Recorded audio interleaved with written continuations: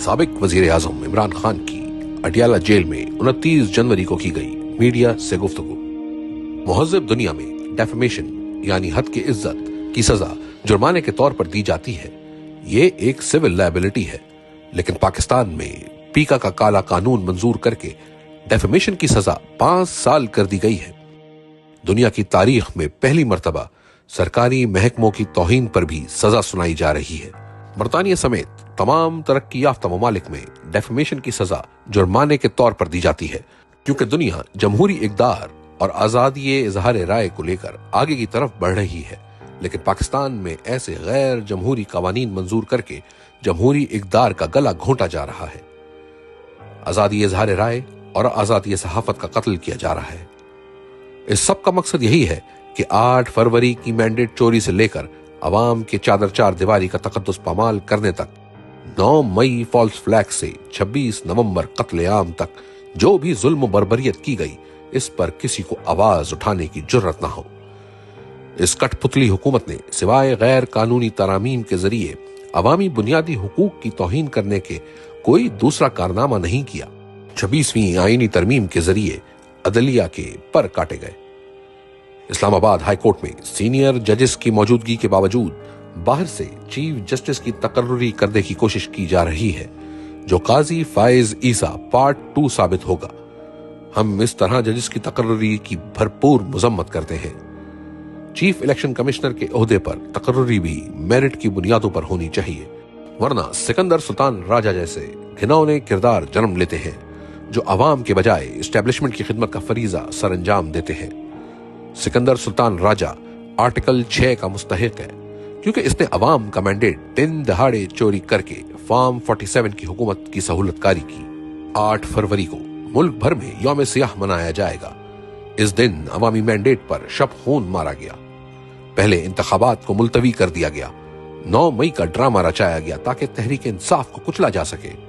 इसके बावजूद अवाम ने जौक दर जौक निकलकर तहरीक इंसाफ को वोट डाले, मगर नताइज को बेशर्मी और बेदर्दी से बदलकर मुल्क को अंधेरों में धकेल दिया गया।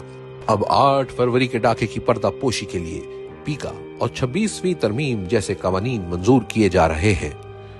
एक झूठ छुपाने के लिए 100 झूठों का सहारा लेना ही पड़ता है। हुकूमत मुज़ाकरात की सूरत में ढोंग रचा रही थी। इससे इनके अपने चेहरे आया हुए हैं। ये कभी नहीं चाहेंगे कि जुडिशल कमीशन बने और 9 मई या 26 नवंबर की तहकीकात हो, क्योंकि इससे सच सामने आ जाएगा।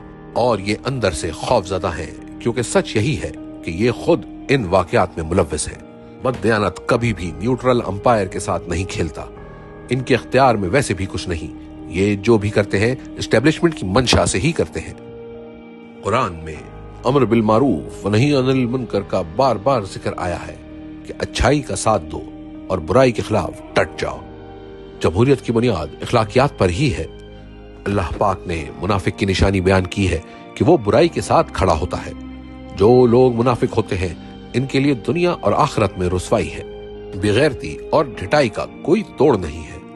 ला इलाहा इल्लल्लाह इंसान में गैरत बेदार करता है। बेगैरत इंसान अल्लाह के सिवा दूसरों के सामने हाथ फैलाता है। एक कौम सिर्फ गैरत पर खड़ी होती है और तरक्की करती है। बेगैरत इंसान या कौम सिर्फ भीख मांगती रह जाती है। कोई भी कौम सिर्फ इंसाफ और कानून की हुक्मरानी से आगे बढ़ सकती है। इंसाफ वही लोग देते हैं जिनमें इखलाकियात जिंदा हों। मदीना की रियासत इन्हीं उसूलों पर खड़ी हुई थी और फिर मुसलमानों ने पूरी दुनिया में हुकूमत की। हमें भी अगर अपनी सिमत का दुरुस्त तायुन करना है तो इखलाकी तरबियत पर तवज्जो देनी होगी।